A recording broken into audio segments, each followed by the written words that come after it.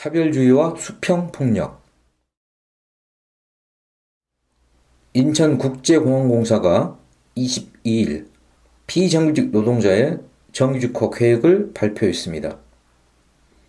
보안 검색 1902명, 공항 소방대 211명, 야생 동물 통제 30명 등 생명 안전과 밀접한 3개 분야는 공사가 직고용하고 공항 운영 2,423명, 공항 시설 시스템 3,490명, 보안 경비 1,729명 등 7,642명은 3개의 전문 자회사 소속으로 각각 전환해 정규직화한다는 내용입니다. 인천공항 비정규직 노동자들의 정규직화는 2017년 문재인 대통령이 취임 3일 만에 인천공항을 직접 방문해 공공부문 비정규직 제로화를 선언하면서 시작됐습니다. 2017년 당시에 인천공항공사에는 1,490명의 노동자가 근무했는데 이 중 정규직 노동자는 1,265명으로 12%에 불과했습니다. 현재 전체 직원 11,400여 명 중에서 정규직이 1,400여 명이고 나머지 1만여 명이 비정규직입니다. 우리가 인천공항 이용 시에 만나게 되는 직원의 87%가 비정규직이라는 말입니다. 국민의 생명과 안전, 출입국 보안이 절대 중요한 국제공항의 현실이라고 믿기 힘듭니다. 인천국제공항공사의 발표 직후 이른바 인국공 사태는 청와대와 여야 정치권까지 가세하면서 사태로 비화됐습니다. 발표 다음 날 공기업 비정규직의 정규화 그만해 주십시오 라는 제목으로 올라온 청와대 국민청원은 닷새 만에 지지자가 25만 명을 넘었습니다. 청원인은 노력한 이들의 자리를 뺏는 것이 평등이냐고 반문하며 비정규직의 정규직화는 역차별이고 청년들에게 더 큰 불행이다 라고 주장했습니다. 그러자 조선일보는 일면에 운 좋으면 정규직, 이게 K직고용이라는 선정적 제목을 해 각 대학 커뮤니티, 취업정보 카페 등 20, 30대가 즐겨 찾는 인터넷 공간에서 이들은 인천국제공항 보안검색 요원 직고용 발표를 인국공 사태라고 불렀다 라고 보도했습니다. 중앙일보도 이면에 알바하다 인천공항 정규직, 취준생 공부하기 싫어진다는 제하의 기사에서 공개채용 시험을 준비해온 대학생, 취준생 사이에 역차별이라는 목소리가 나오고 있다라고 가세했습니다. 청년들이 역차별에 분노한다는데 언론이 말하는 공정이란 무엇인가요? 공항 보안검색 요원 취업을 준비하는 청년이라면 본인이 원하는 직종의 처우가 개선되니까 환영해야 마땅하지 왜 분노한다는 것인지 모를 일입니다. 또한 그동안 비정규직으로 10여 년 동안 고생했던 사람들의 경력은 바늘끝만큼도 인정해서는 안 된다는 것이 과연 공정한 것인지 되묻지 않을 수 없습니다. 취업준비생 청년의 노력은 소중하고 비정규직 노동자의 경력은 무시하는 것이 평등이란 말인가요?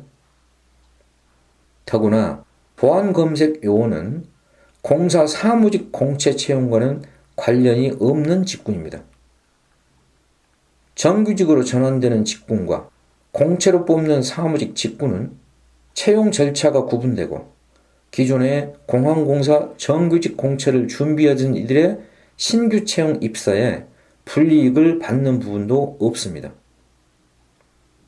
영어 교사 임용 시험을 준비하던 사람이 체육교사의 임용 전형 방식이 달라졌다고 분노할 까닭이 있는가요?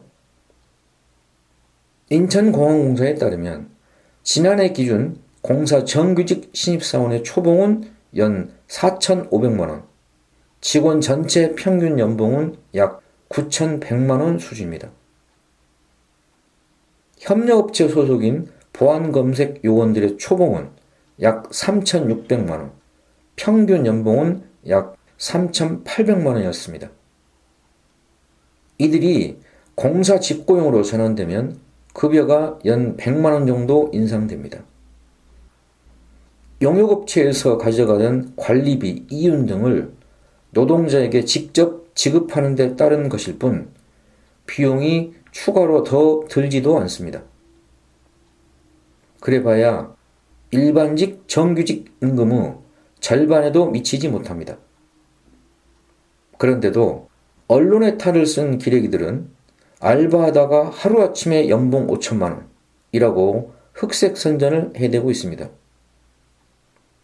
기레기들이 아무리 발악을 해도 가짜뉴스는 탄원하게 마련입니다.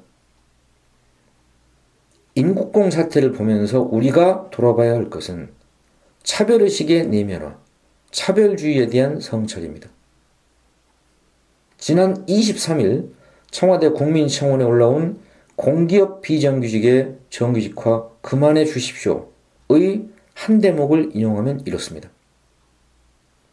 이곳을 들여오려고 스펙을 쌓고 공부하는 취준생들은 물론 현직자들은 무슨 죄입니까? 노력하는 이들의 자리를 뺏게 해주는 게 평등입니까? 사무직렬의 경우 토익 만점에 가까워야 고작 서류를 통과할 수 있는 회사에서 비슷한 스펙을 갖기는커녕 시험도 없이 그냥 다 전환이 공평한 것인가 의문이 듭니다. 그리고 이번 전환자 중에는 알바몬 같은 정말 알바로 들어온 사람도 많습니다. 이들은 아예 차별주의를 공공연히 주장하고 있습니다. 이들은 스펙과 토익 만점을 내세워서 그리고 시험에 합격했기 때문에 자신들은 신분이 다르다고 강조합니다. 소름이 끼치도록 무섭고 끔찍합니다. 대학 입시 때 한 번 본 수능 성적으로 평생의 신분이 정해지는 학벌 서열과 무엇이 다른가요? 같은 대학이라도 서울 캠퍼스와 지방 캠퍼스를 차별하고 대학원에서도 자기 대학 학부 출신이 아니라고 차별하며 같은 아파트 단지에서도 임대 아파트라고 차별하는 것과 전혀 다를 게 없습니다. 충격적이고 놀라운 사실은 이런 뿌리 깊은 차별의식을 아무렇지 않게 스스럼없이 주장한다는 것입니다. 결국 그들이 공기업 비정규직의 정규직화를 그만해달라고 요구하는 속내는 다른 데 있지 않습니다. 공채시험에 합격해 입사한 사무직 정규직은 비정규직에서 전환된 정규직과는 출신 성분이 엄연히 다르기 때문에 신분의 차별을 두어야 한다는 논리입니다. 조선시대에 첩의 자식과 그 자손을 처벌하던 서얼제도처럼 정규직이라도 출신에 따라서 신분을 구별하고 처우를 차별해야 한다는 주장에 다름 아닙니다. 조선시대의 신분제 차별과 뭐가 다른가요? 그렇게 따지면 같은 판사라도 서울법대 출신의 이회창과 부산상고 출신의 노무현은 엄연히 다를 수밖에 없다는 결론입니다. 출신 성분에 따른 위계 질서라니 아연 실색할 일입니다. 인국공 사태를 보면서 또 하나 돌아봐야 할 것은 수평폭력입니다. 프란츠 파농은 폭력을 수평폭력과 수직폭력으로 구분했습니다. 지배계급이 피지배계급에 행하는 폭력, 다시 말해 갑이 을에게 행사하는 폭력이 수직폭력입니다. 이와 달리 을들끼리 행하는 폭력이 수평폭력입니다.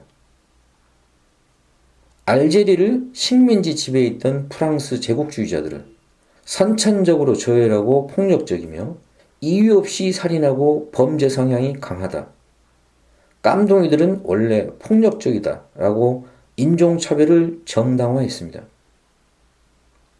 하지만 파농은 자신이 치료한 환자들의 진료 기록을 바탕으로 알제리 국민들이 폭력적인 이유는 바로 프랑스인들이 가하는 수직폭력이다 라고 반박합니다. 파농은 이렇게 말합니다. 인간은 수직폭력으로부터 피해를 크게 입을수록 수평폭력의 유혹에 빠진다.